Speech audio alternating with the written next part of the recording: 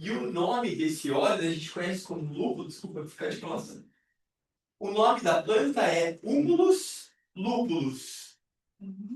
E aí eu coloquei esse título entre a excitação e a serenidade. Eu acho que conversa um pouco com essa sua impressão de estar relaxado, mas estar presente. Né?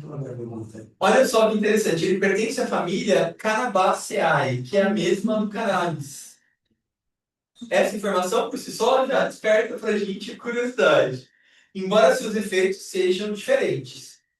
Trata-se de uma planta trepadeira vigorosa, capaz de crescer vários metros em poucos meses. Então ela dá um estirão. E ela tem uma. Quando ela nasce, ela tem uma vitalidade. E aí a gente pode fazer uma associação com isso, conversa com a gente, né? Com esse impulso, com esse crescer, com esse vitalizar. Seu crescimento é rápido, expansivo e cheio de vitalidade. A planta cresce com intensidade e produz flores que favorecem o relaxamento. E o óleo essencial é feito das flores. Muito interessante, né? Ensinando que a verdadeira maturidade passa pelo direcionamento da força, meu amor, e pela capacidade de repouso e integração da nossa energia. Então, ela traz para a gente uma mensagem tanto desse vigor, dessa vitalidade, como num dado momento ela para esse crescimento para produzir a flor. E aí é dessa flor que a gente extrai o óleo essencial. A folha lembra da cannabis. Lembra muito, né, Betinha? É. Olha só, as flores femininas do lúpulo concentram resinas e compostos aromáticos de extraordinária complexidade. Entre os principais terpenos, a gente destaca o mirceno. O mirceno ele é muito analgésico na aromaterapia e ele está presente, por exemplo, no lemongrass e em outras plantas, né? No louro, e na manga e na própria cannabis.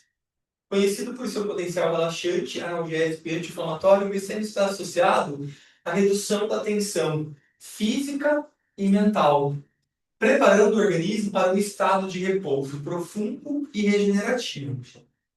Ele reduz a tensão muscular e mental, favorecendo estados de calma e tranquilidade. Ele é muito útil para quando. Sabe quando o seu corpo está exaurido, mas a sua mente ainda está. E aí você não consegue descansar direito? Porque ele ajuda para esse estado, para a gente conseguir de fato entrar num processo de relaxamento mesmo. Pode tomar uma cervejinha também. Quem não quiser, pode tomar igual óleo essencial. Olha que legal isso, gente. Ele auxilia na modulação da percepção da dor de forma mais suave e natural. Então você vai ganhar uma consciência, né? Mesmo que você esteja com dor, você vai ter uma percepção dessa dor, mas aí a partir dessa percepção vai relaxando. É muito interessante, ele traz para a consciência e depois promove o relaxamento. É uma outra forma de atuar, né? Paulinho, se a gente for pensar aqui da família da cannabis, tem aquela conexão que faz com o sistema endocannabinoide, que ele estimula o receptor, o CB1 ou o CB2, que é a modulação da dor. Uhum. Interessante, né? Muito legal, né? Ele atua também sobre processos inflamatórios, contribuindo para o nosso equilíbrio orgânico. Eu quis fazer essa coisa hoje, porque depois, semana que vem, eu já ia ter que ser a gente já fazer. O Milton veio ou não? O Hamilton não sei onde ele tá. Ele tá lá na ele eu esqueci. Porque eu tinha pensado da gente fazer o que ele me falou, que ele já preparou a apresentação, mas aí eu achei que talvez em um encontro só não fosse dar tempo. E aí, como semana que vem a gente não vai estar, eu achei, falei, deixa eu falar sobre esse óleo hoje, e aí depois, quando nós voltarmos, aí a gente pode ter esse tema aqui, né? Se precisar de mais um encontro, não ficar quebrado, né? Olha, então a gente viu que ela tem mirceno, né? Um monoterpeno, e tem outros terpenos aqui, o humuleno, e olha que engraçado, né? O nome dela é Humulus lupulus. Então, é um componente químico que ele recebe esse nome justamente por ser bastante peculiar dessa planta. Ele não é um componente encontrado facilmente em outras plantas. Então ele acaba tendo uma identificação, né? O seu nome químico vai a partir de onde ele é encontrado. O que ele faz? Então, ele recebe esse nome, né?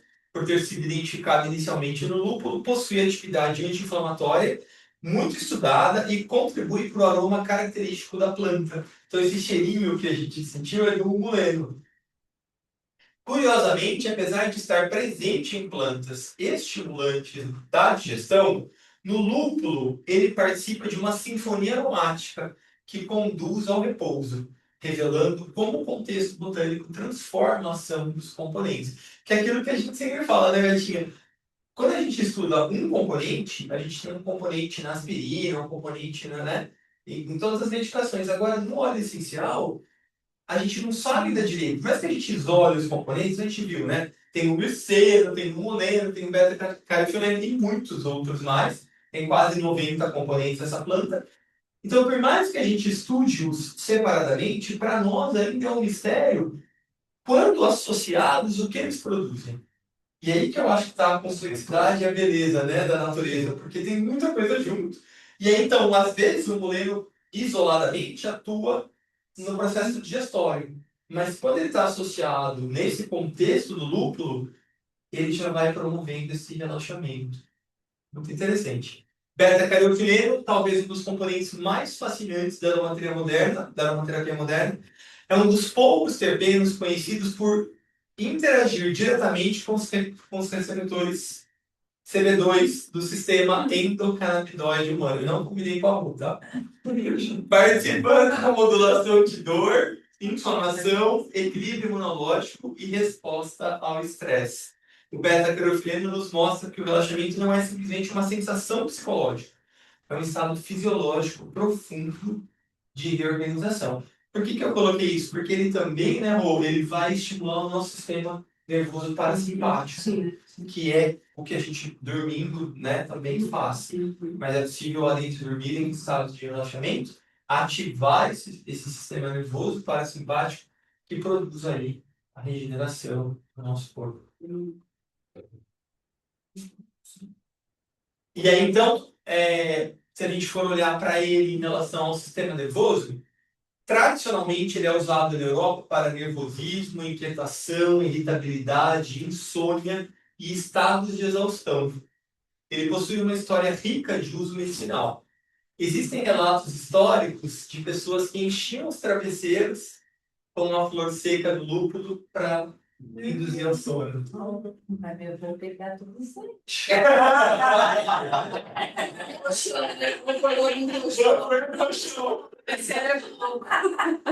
Paulinho, no sul, a gente tem uma planta que se chama Marcela. É uma florzinha amarelinha que faz um chá delicioso. E é tão mato isso lá, que, por exemplo, quando a gente volta, antigamente a gente fazia veraneio, né? A gente ia para a praia em dezembro e voltava em março. As aulas terminavam Já em ia pra praia. novembro terminava e reiniciava em março. Esse período todo a gente ficava na praia.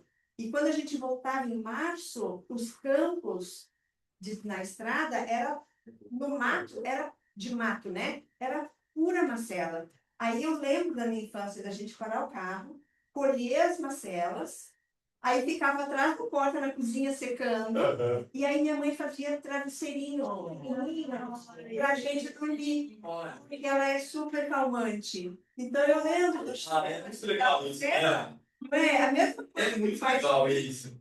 É muito bonito, eu acho. Para induzir o sono, calmante para as crianças. Dormir bem, né? Tirar uma cela. Eu acho essa história tão bonita, né?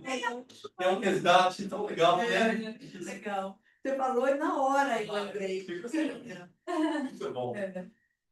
Então, uma prática, né, que revela a intuição ancestral sobre as propriedades sedativas. Era bem empírico, né? Ninguém tinha conhecimento, mas funcionava de alguma forma. Aquilo que eu falava, né? Ele não ele não age apenas no sono, ele atua sobre a nossa, quando a gente está incapaz de descansar. E isso não é a mesma coisa, né? Muitas pessoas não sofrem por falta de sono, mas porque não conseguem desligar e descansar. Num estado de estresse, muita coisa para resolver. Lúpulo dela. Olha só que legal, o corpo está cansado, mas a mente continua ativa, correndo. As emoções continuam produzindo estímulos e o sistema nervoso, então, permanece em alerta. Você está suado, acabado, mas o sistema nervoso está ali, ó. Cortisol, né? Cortisol. É muito cortisol. É muito cortisol. Já aí vira um ciclo de estresse. Sim. O lúpulo parece dialogar justamente com esse estado de tensão crônica. Então, ele induz mesmo a um relaxamento bem profundo, assim. Achei muito legal isso.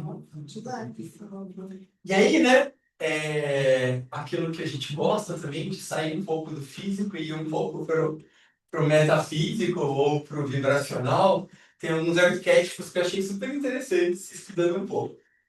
Aí peguei uma frase que era muito usada na Idade Média, principalmente na região da Alemanha, da República Tcheca, onde ela era muito plantada. Que eles chamavam o lúpulo de a videira, porque ele também parece uma videira, né?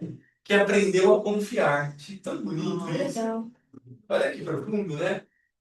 Aprendeu a confiar. Aí quando você confia, o que você faz?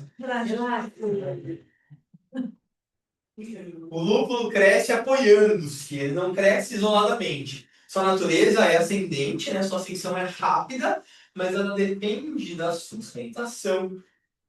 Essa característica botânica carrega um simbolismo profundo. O crescimento verdadeiro não é solitário, nem arrogante, a gente não cresce sozinho. Né? Ele reconhece a necessidade de apoio do outro, do chão firme. E aí, em quem nós estamos nos apoiando? Né? Reconhecer as bases que sustentam o nosso crescimento é o primeiro passo para que a gente cresça com integridade. A gente fala tanto de integridade, né? De integrar a nossa personalidade, para a gente conseguir, de fato, integrar a nossa personalidade e promover integridade, a gente precisa saber, né? Onde que está a minha base? O que está seguro, o que está faltando? E aí, então, ir fazendo o processo de integração. Um crescimento, quando ele está feito sem essa base firme, ele não é crescimento, ele é movimento. E é bastante diferente, né? A gente se movimenta muito, mas será que sempre que a gente está se movimentando, a gente está crescendo? Se a gente estiver presente, se a gente estiver consciente, a gente aproveita esse movimento com propósito. Isso é crescimento. Mas se o movimento está sem propósito, às vezes a gente até vai pro outro lado. Não, Recalcula. calcula. Bota a diferença, né, Lu? Aqui, então, né, a velocidade não é sinônimo de direção. Eu preciso discernir esse impulso do Está progresso. parecendo uma história de uma amiga minha. Minha amiga, né? E aqui, né, é importante também a gente lembrar, inclusive quando eu estava fazendo, eu também estava, obviamente, olhando para mim, né? E para todos nós, a gente consegue confiar no ciclo da vida. O repouso faz parte do crescimento. Descansar é também uma forma de avançar. Às vezes a gente esquece disso. Sim. Então, importante aqui a gente lembrar. Amanhã não é hora de fazer serviço. E aí eu quis colocar uma coisinha pra gente, porque eu aproveitei que a gente no curso de raios estava falando dos. Essa semana é do sexto raio que a gente vai falar, né? E aí eu tava pensando, falei, nossa, a gente não tem talvez tantos sexto raios em algum corpo específico, mas a gente tem muito sexto raio, porque a gente vem de 2000 anos de sexto raio, desde que Jesus veio, né? Em comunhão com Cristo, aí essa era de peixes trouxe essa qualidade. Então, ela está muito presente em nós, na nossa sociedade, e eu fiquei tentando estabelecer algum tipo de relação aqui. E aí eu pensei, né, que a gente vive numa humanidade que foi, então, marcada por 2000 anos dessa qualidade energética. Um período caracterizado por devoção, por intensidade emocional, por idealismo, por busca, por sacrifício, por paixão. mas também por excesso emocional, ansiedade, apego, polarização, fanatismo. Tudo isso permeia o sexto raio. O lúpulo parece oferecer um contraponto interessante para essa herança coletiva. Então, ele não vai eliminar a intensidade, que é uma característica do sexto raio, não vai eliminar a paixão, não destrói a paixão, não suprime a nossa busca espiritual, não nega a profundidade emocional, mas ele oferece um contraponto, né? Ele ajuda a desacelerar essa intensidade, a amadurecer a paixão, sair da reatividade para um estado de presença consciente, do impulso para a integração e da intensidade para um estado de presença. Talvez por isso ele seja uma planta tão atual para a gente. Estamos aprendendo coletivamente a transformar a energia do sexto raio em algo mais integrado, mais sábio e mais sustentável. Acho que terminamos, né? Não, tem mais uma aí. Tá olhando para Morto peixe no lugar. Tá olhando para o café. Calma, eu acho que essa é a última. E aí eu gosto sempre de trazer algumas reflexões pra gente, que eu acho que é um jeito da gente não ficar fechado numa caixinha, né? Da gente manter a nossa mente sempre aberta. Ao trabalhar com o óleo essencial de lúpulo, seja na difusão, na aplicação tópica, na sua presença aromática, a gente pode abrir espaço para algumas reflexões que toquem a qualidade do nosso repouso e da nossa relação com o tempo. Então, onde estou confundindo o movimento com o progresso? Estou avançando ou apenas me mantendo ocupado? O que em minha vida precisa amadurecer em vez de acelerar? Há algo que exige tempo, mas não exige pressa? Consigo descansar sem me sentir culpado? Essa é uma boa para a gente, né, pensar. O que me impede de permitir o repouso como algo legítimo? O que será, né? Que às vezes a gente. Ó, o Renato está nervoso. Em que medida a minha busca espiritual ainda é movida pela ansiedade? Esse eu achei uma pergunta muito interessante, porque é aquilo que a gente sempre fala, né? Às vezes a gente tem um ideal espiritual de sempre alcançar algo que está fora. E aí você fica nessa eterna dualidade. Então parece que o sagrado está sempre fora de mim. Isso é muito característico do caminho místico. Mas quando a gente começa a entrar no caminho esotérico, de fato, né, no caminho da iniciação, ou no caminho que a gente chama o caminho da cabeça, a gente entende que essa divindade está dentro da gente, ela está dentro da gente o tempo todo. A gente só precisa, e sempre esteve, e sempre estará, a gente só precisa se sintonizar com ela. Tentar entender em que medida que eu estou obstaculizando esse caminho e em que medida que eu estou aproximando esse caminho, né? Mas não está fora. E aí, como seria confiar mais profundamente no ritmo natural da vida? O que mudaria a minha relação com o tempo se eu conseguisse confiar um pouquinho mais? Acho que talvez a gente conseguisse diminuir a ansiedade, né? Estar mais presente. Enfim, foram essas perguntas Esse que eu... daí é o óleo do sexto? Do sexto raio? Então, eu não consegui definir ainda, ainda não melhorar isso, né? Tem que ser Tibetano fala- comunicação, cara. O tibetano fala que a gente deve, em algum momento, entender, associar as plantas aos raios. Mas não. Eu não sei, ainda não cheguei muito nessa parte. Algumas eu acho mais óbvias, outras eu acho difíceis. Mas, assim, pegando aqui tudo que ele fala, talvez, se a gente pensar em ritmo, se a gente pensar em movimento ordenado, se a gente pensar em integração, eu acho que pode ser um sétimo raio. Mas por isso até que eu fiz essa brincadeira, né, da transição de peixes para aquário, que é um raio regido pelo sétimo, né? Que é o regido pelo sétimo raio. Enfim, achei muito legal, aí eu quis compartilhar com vocês, porque, né, e a gente tem ele aqui. Então, a gente, reconhecendo pessoas com esse perfil, a gente pode indicar, né? Sim, você vai fazer um potinho no Brasil, coisa de Ele não é natural daqui, eu acho que ele até cresce aqui. é tipo assim, você vai numa lastra, tem? Comprei da Lastra, comprei da Lastra. Comprei da Lastra. Comprei não, compramos, que é do grupo, né? Vamos jogar. Deixa eu parar. Valores.